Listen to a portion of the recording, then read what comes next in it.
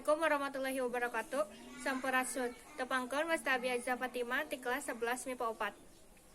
Ibu Kepala Sekolah anu kusim kuring dipihormat, Ibu sareng Bapak Guru anu sami kusim kuring dipihormat, teka langkung rerencangan sadaya anu kusim kuring banggakeun.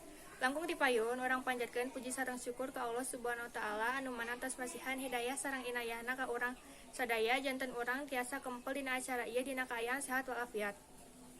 Salawat salam anu jadi panguat mugi tetap dilaledkeun ka Kanjeng Nabi Muhammad sallallahu alaihi wasallam miwah keluargana, sobatna, tur urang salaku umatan nu taat kana ajarana.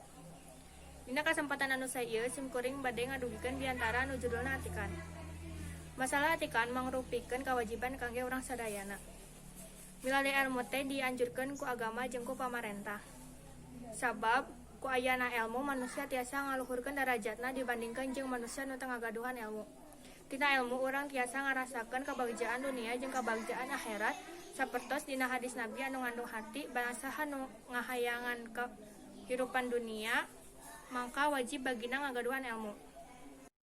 Ayeuna bangsa Indonesia bakal ngaharepan masalah nu serius ngeunaan atikan kusabab kurangna kepercayaan.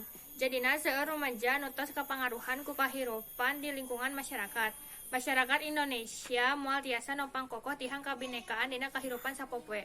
Dina kukituna urang kedah ngalaksanakeun atikan jeung ngajunjung tinggi nilai moral sareng sikap dina masyarakat. Dina kukituna urang tong bosen milari atikan supados urang tiasa ngahindari kamiskinan jeung teu gampang kapangaruh ku lingkungan anu bakal ngarusak moral urang.